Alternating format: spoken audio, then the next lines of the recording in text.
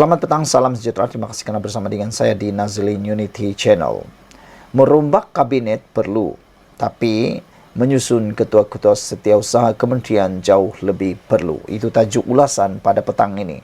Tapi sebelum itu sebagai mukadimah, seperti yang kita tahu telah pun diwar-warkan, telah pun tular dalam media sosial mengatakan bahawa Anwar Ibrahim bakal akan membuat rombakan dalam kabinet.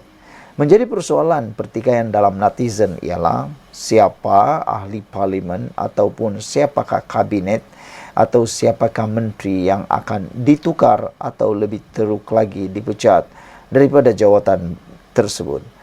Sebagai penganalisis politik dan pencinta Malaysia, saya bersetuju kalau ada yang tidak kompeten, kalau ada menteri ataupun ada ahli kabinet yang tidak berprestasi tinggi, seakan-akan mau ada, mau tiada di dalam kabinet itu, maka adalah tidak keterlaluan Anwar Ibrahim membuat rombakan tersebut bagi memastikan negara Malaysia dan kabinet dapat berfungsi dengan baik, seterusnya memajukan Malaysia. Merombak kabinet perlu, tapi menyusun ketua-ketua setiausaha kementerian jauh lebih perlu, kata Sabuddin Hussein. Sebuah portal berita semalam melaporkan Perdana Menteri Anwar Ibrahim dijangka akan membuat rombakan kabinet secara besar-besaran pada masa terdekat ini. Laporan yang dibuat dengan memetik sumber daripada Jabatan Perdana Menteri itu menyebut, selain melakukan rombakan kabinet, Anwar juga dikatakan mahu menukar ketua setiausaha beberapa kementerian. Di samping rombakan kabinet dan menukar ketua setiausaha, Anwar turut dilaporkan akan menyusun semula anggota birokrasi dan kaki tangan penting perkhidmatan awam, malah juga pengawal-pengawal di pejabatnya sendiri. Semua rombakan atau perubahan itu dikatakan sudah sampai masanya untuk dilakukan bagi memantapkan lagi kedudukan kerajaan berikutan selesainya PRN 6 negeri, disusuli sokongan terbuka GRS kepada Anwar Ibrahim, sehingga habis penggal yang sekaligus bererti kerajaan perpaduannya akan terus stabil sehingga 2027 akan datang. Perdana Menteri kini fokus untuk memantapkan lagi kerajaan agar berfungsi lebih berkesan, melaksanakan dasar-dasar utama seperti RMK12, pembentangan bajet 2024 pada Oktober, polisi tenaga dan menguraikan kos sara hidup rakyat, kata sumber tersebut. Setelah hampir setahun terbentuknya kerajaan perpaduan, berita rombakan kabinet ini adalah berita yang amat menggembirakan buat para penyokong PH di seluruh negara. Selain ini, begitu banyak boleh didengar rungutan dan rasa tidak puas hati penyokong bawahan ini terhadap beberapa menteri yang gagal dalam peranan mereka. Meskipun dibatasi oleh pilihan yang terhad di dalam kalangan ahli-ahli parlimen untuk diangkat sebagai menteri, tetapi ramai berharap agar Anwar tidak takut menukar atau menggugurkan beberapa menteri yang dilihat lemah dan tidak berfungsi sepanjang 10 bulan beliau menerajui kerajaan ini.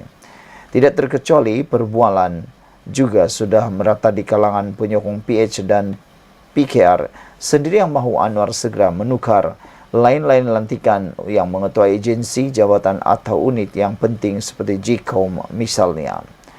Untuk kerajaan ini lebih menyela, selain merombak kabinet, apa yang dirasakan perlu, malah sangat perlu diberi perhatian oleh Perdana Menteri ialah berkaitan komunikasi, penyampaian maklumat kepada rakyat dan menangkis segala macam serangan serta fitnah pembangkang yang dilihat kian ekstrim kebelakangan ini.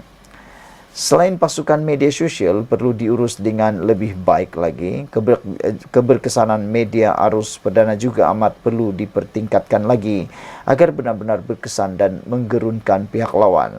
Namun demikian, di samping rombakan kabinet dan kemudian diharapkan akan berlaku perubahan di peringkat agensi atau jabatan bawahnya selepas ini, terutama berdasarkan kecenderungan pengundi kekitaan awam ketika PRN 6 negeri baru-baru ini menyusun semula ketua-ketua setiausaha kementerian sudah termasuk dalam kategori tidak boleh ditangguh-tangguh lagi.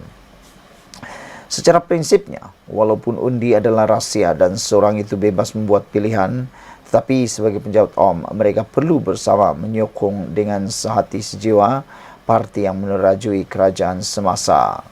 Kalau kerajaan diumpamakan seperti sebuah kereta, Perdana Menteri dan parti yang menjadi kerajaan adalah umpama pemandu dan pemegang steeringnya, manakala penjawat awam pula adalah enjin serta segala macam komponen yang menggerakkan kereta tersebut. Kemana hala tuju, kereta adalah terletak di tangan pemandu yang memegang steering, menentukannya, dan untuk memastikan perjalanan lancar menuju destinasi, enjin mesti sentiasa dalam keadaan baik. Jika salah satu pemandu atau enjin tidak berfungsi atau tidak tahu peranan masing-masing harus saling membantu itu, kereta boleh jadi akan masuk ke dalam gaung. Dalam keadaan negara sekarang, kita boleh dikata sudah memiliki pemandu atau Perdana Menteri yang baik. Ada hala tuju serta wawasan yang jelas ke mana kereta mahu dibawanya. Dengan itu, enjin mesti membantu dan tidak seharusnya selalu meragam atau buat hal di tengah jalan. Dan jangan lupa, bagi memastikan kereta dapat berjalan dengan baik serta sampai ke destinasi dalam sasaran waktu yang telah ditetapkan, adalah menjadi kuasa dan pilihan pemandu untuk menukar mana-mana komponen enjin yang tidak berfungsi dengan bagus. Dalam hal ini, sebelum Anwar berdepan kerusakan enjin dan agar kereta yang dipandunya tidak selalu meragam, menyusun serta menukar mana-mana ketua setiausaha kementerian dengan yang sealiran dengan jiwa pemegang steering adalah sesuatu keperluan yang mendadak. Hanya dengan menukar ketua setiausaha yang merupakan komponen utama dalam enjin terlebih dahulu, barulah boleh dipastikan penjawat awam secara keseluruhannya atau lain-lain komponen boleh dalam enjin juga tidak tersangkut dan sentiasa bersama dengan aspirasi kerajaan semasa yang sedang berkuasa. Jika tidak dilakukan segera, kerajaan bukan saja tidak mampu berfungsi dengan baik dalam khidmatnya kepada rakyat, malah akan menjadi gagal dan seterusnya. Potensi untuk menang lagi pada PRU akan datang adalah tipis dengan sendirinya. Sekian dulu untuk kali ini. Jangan lupa tinggalkan komen Anda untuk isu kali ini. Kita jumpa lagi. Bye-bye. Selamat petang, salam sejahtera. Terima kasih karena bersama dengan saya di Nazilin Unity Channel. Ini satu kejutan yang luar biasa. Berita yang pastinya menggemparkan seluruh parti Perikatan Nasional. Dilaporkan, ini kali ketiga dipanggil polis, Ketua Pemuda Perikatan Nasional beri keterangan pada pagi tadi. Kali ketiga dipanggil polis dalam tempo sebulan ini, Ketua Pemuda Perikatan Nasional PN, Ahmad Fadli Sari mengesahkan, dia sekali lagi dipanggil memberi keterangan jam 11 pagi tadi. Ahli Parlimen Pasir Mas itu perlu memberi keterangan di Balai Polis Dangwangi, Kuala Lumpur, berhubung Himpunan Selamatkan Malaysia pada 19 September lalu.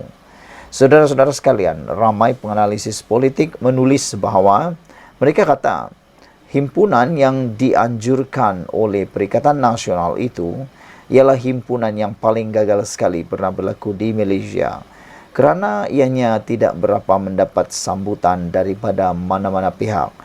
Sehingga kan kelihatan ianya tidak teratur. Himpunan itu seperti tidak teratur. Selain itu, kekurangan idea baru dalam perhimpunan itu juga membuat impak yang besar. Mereka tidak mempunyai perjuangan atau pergerakan yang lebih jelas, kata penganalisis politik seperti Sabudin. Ada juga yang mengatakan bahawa mereka hanya berkumpul begitu, tanpa ada apa-apa yang boleh dibanggakan. Salah satu yang hanya mereka mampu ialah mengucap informati. Itu sajalah yang mereka ulang-ulang. Tapi dari segi keberjayaan, keberkesanan himpunan tersebut, kata Sabudin, bulu Roma Anwar Ibrahim pun tidak tertanggal hanya kerana perbuatan tersebut. Memandangkan jika dibandingkan dengan himpunan yang dianjurkan oleh Pakatan Harapan satu ketika dulu, ianya jauh berbeza seperti langit dengan bumi. Ahli Parlimen Pasir Mas itu perlu memberi keterangan di Balai Polis Dangwangi, Kuala Lumpur, berhubung Himpunan Selamatkan Malaysia pada 16 September lalu. Ini kali ketiga diminta memberikan keterangan kepada pihak polis dalam masa sebulan ini, kata beliau. Alhamdulillah pihak polis sangat profesional dalam menjalankan tugas. Namun kerana ada laporan, siasatan perlu dibuat, katanya menerusi hantaran Facebook miliknya. Dia yang juga Ketua Pemberantas berkata, pihaknya akan sentiasa memberi kerjasama untuk membantu siasatan.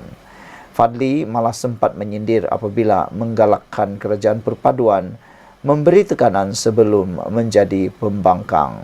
Kita bagi kerjasama dan pihak sana teruskanlah buat laporan dan tekanan, maka tahu tiba-tiba jadi pembangkang semula, tiada peluang pula nak bagi tekanan, katanya lagi.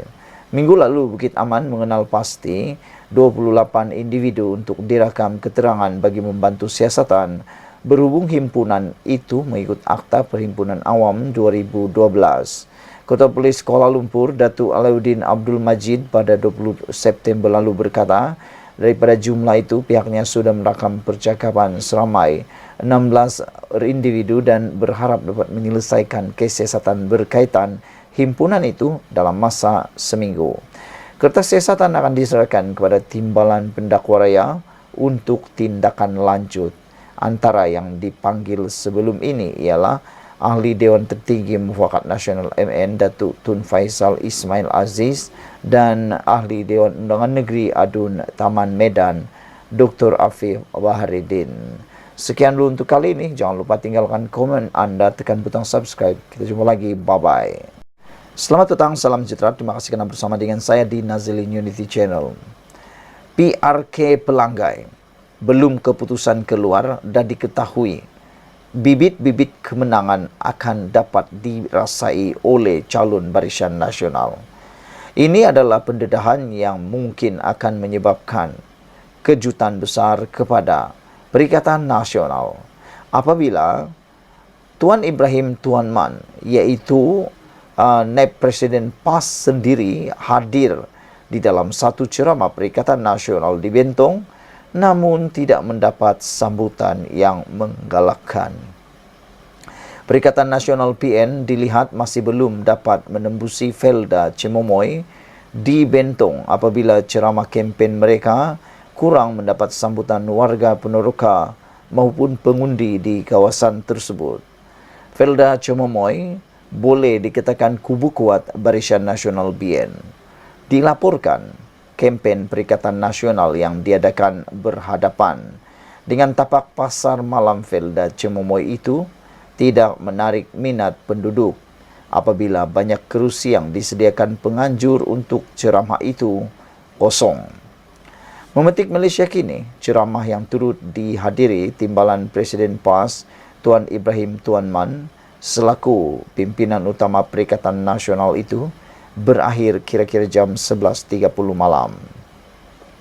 Selain Tuan Ibrahim, Adun Besarah dan Surah Rabu, Adun Pancing Muhammad Tarmizi Yahya dan Ahli Parlimen Temerloh Salamia Muhammad Nur antara panel pada ceramah itu.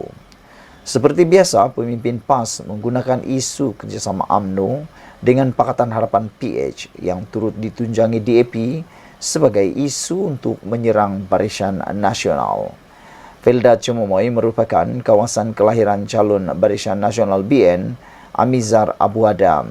Saudara-saudara sekalian, apa yang akan menggemparkan kita ialah sejauh mana kemenangan dapat diperoleh oleh Perikatan Nasional. Kerana sekarang, menurut analisis para penganalisis politik, mereka kata gelombang Perikatan Nasional sudah mula surut, terutamanya apabila Puan Zarkasi juga mengatakan dia sudah mati gelombangnya di mana-mana. Dan ini hanya boleh dimenangi, kata Puan Zarkasi, disangkakan gelombang itu berterusan, rupa-rupanya ia hanya adalah satu kocakan kecil yang kini sudah tidak boleh dilihat apa-apa lagi. Tiada kesannya, kata Puan Zarkasi. Sekian dulu untuk kali ini. Jangan lupa tinggalkan komen dan tekan butang subscribe. Malaysia kita punya, kita jaga sama-sama, cintai Malaysiaku. Bye-bye. Selamat petang, salam sejahtera. Terima kasih kerana bersama dengan saya di Nazilin Unity Channel. Sekali lagi, Sanusi disekolahkan oleh ulama yang mana bekas daripada PAS, parti PAS. Ini apabila beliau dikatakan sebagai mencarut. Bekas ulama PAS bersedih kerana Menteri Besar Kedah mencarut. Siapa yang tak kenal dengan Sanusi Maknor? Pasti hampir seluruh rakyat di Malaysia mengenali siapa Sanusi Maknor yang merupakan Ketua Menteri Menteri Besar bagi negeri Kedah. Saudara-saudara sekalian, ada orang daripada parti atau gabungan Perikatan Nasional menggelar Sanusi sebagai Panglima Perang. Ada juga yang menggelar Sanusi sebagai Panglima Perang yang paling gagah berani lawan orang siapapun. Tetapi yang mengejutkan kita ialah apabila bekas ulama PAS ini bersedih kerana Menteri Besar Kedah mencarut. Persoalannya sekarang ini ialah, adakah mereka tak sedar bahawa mereka akan menjadi teladan kepada ramai orang? Kalau mencarut sesuka hati, pastilah orang-orang bawahan di luar sana, terutama penduduknya juga, mungkin akan terpengaruh dengan perbuatan itu. Maukah kita anak-anak muda terikut-ikut dengan perbuatan yang tak bermoral seperti itu?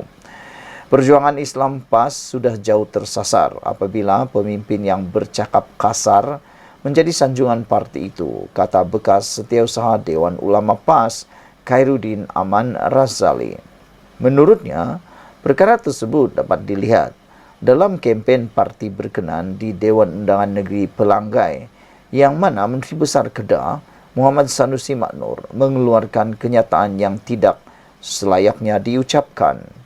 Saya sangat sedih bila melihat pemimpin utama parti yang boleh saja mencarut, bercakap lucah di pentas politik, kemudian ditepuk dan disorak ahli-ahli. Tersebar dalam internet ucapan Menteri Besar Kedah yang menyebut kalimah, ucapan yang tidak sesuai, memalukan untuk kita sebut, itu oleh Menteri Besar daripada Islam pula, kata beliau. Kita perlu politik damai, tidak perlu politik lucah. Perpecahan dan barisan nasional kekal dengan prinsip sebegini, katanya. Kata Khairuddin yang kini Setiausaha Eksekutif Majlis Ulama UMNO kepada Malaysia Kini ketika ditemui berkempen di Felda Cimomoy dekat Bentong.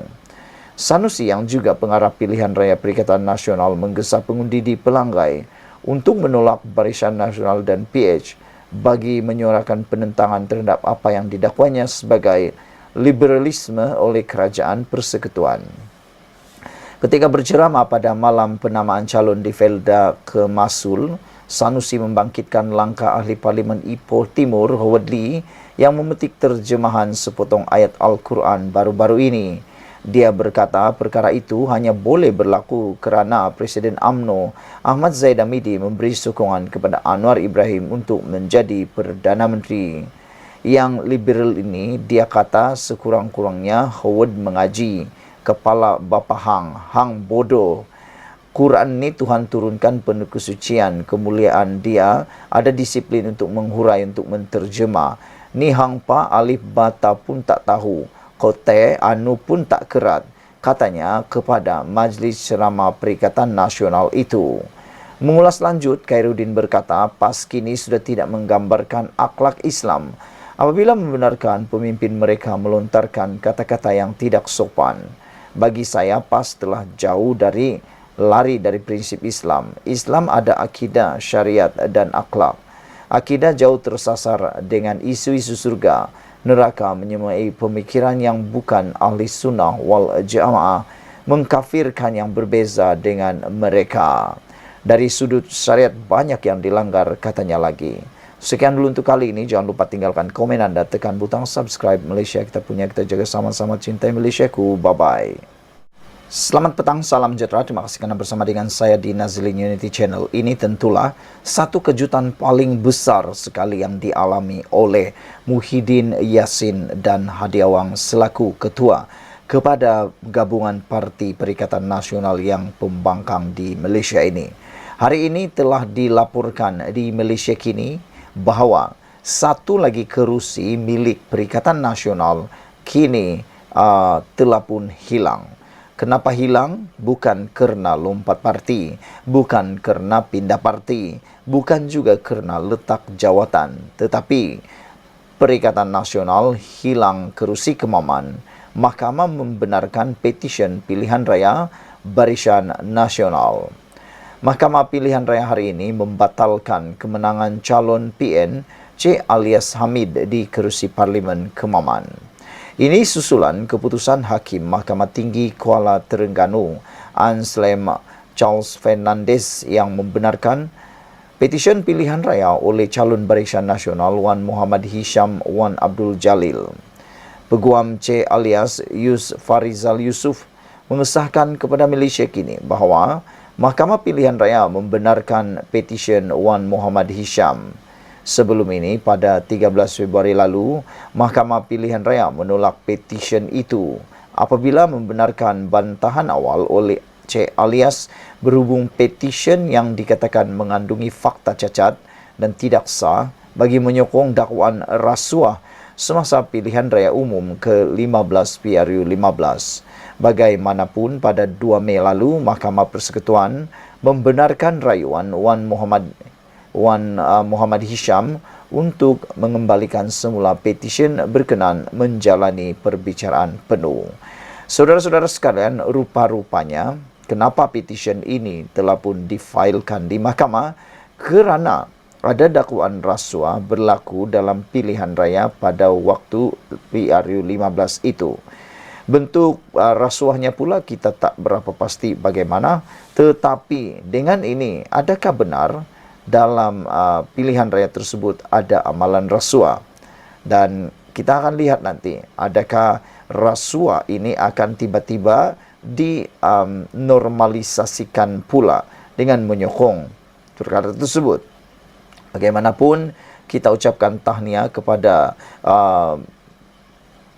Barisan Nasional, calon Barisan Nasional, iaitu Wan Muhammad Hisham Wan Abdul Jalil yang telah memenangi petisyen pada hari ini, sehinggakan mahkamah membenarkan petisyen pilihan raya Barisan Nasional hingga mahkamah telah membatalkan, Mahkamah Pilihan Raya hari ini membatalkan kemenangan calon PN Cik Alias Hamid di kerusi Parlimen Kemaman.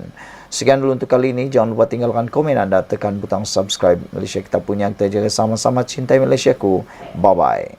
Selamat petang, salam sejahtera. Terima kasih kerana bersama dengan saya di Nazilin Unity Channel. Saudara-saudara sekalian, ini satu keputusan yang paling menggemparkan seluruh Malaysia. Disahkan kemenangan PAS di Kemaman dibatalkan. Ini bermakna satu lagi kerusi parlimen yang mana telah dimenangi oleh Perikatan Nasional kini hilang begitu saja. Apa ceritanya? Dipetik daripada Harapan Daily. PAS hilang kerusi Kemaman yang dimenangi calonnya Cik Alias Hamid setelah Hakim Mahkamah Tinggi Anselm Charles Fernandez membatalkan kemenangan Alias. Hakim tersebut membenarkan petisyen atau petisyen yang difailkan oleh Wan Muhammad Hisham Wan Abdul Jalil bagi pihak Barisan Nasional, lapor Malaysia Kini. Pada 13 Februari, Mahkamah Pilihan Raya menolak petisyen tersebut apabila ia membenarkan bantahan awal Cik Alias yang mengutarakan hujah bahawa petisyen tersebut tidak lengkap dan mempunyai fakta salah untuk menyokong dakwaan rasuah ketika PRU 15. Walau bagaimanapun, Mahkamah Persekutuan pada 2 Mei membenarkan rayuan yang difailkan petisyen. Kes tersebut didengar dalam perbicaraan penuh. Cik Alias telah memenangi kerusi Kemaman dalam pertandingan 4 penjuru dengan majoriti 27,179 undi. Saudara-saudara sekalian, ini keputusan yang benar-benar mengejutkan kita semua.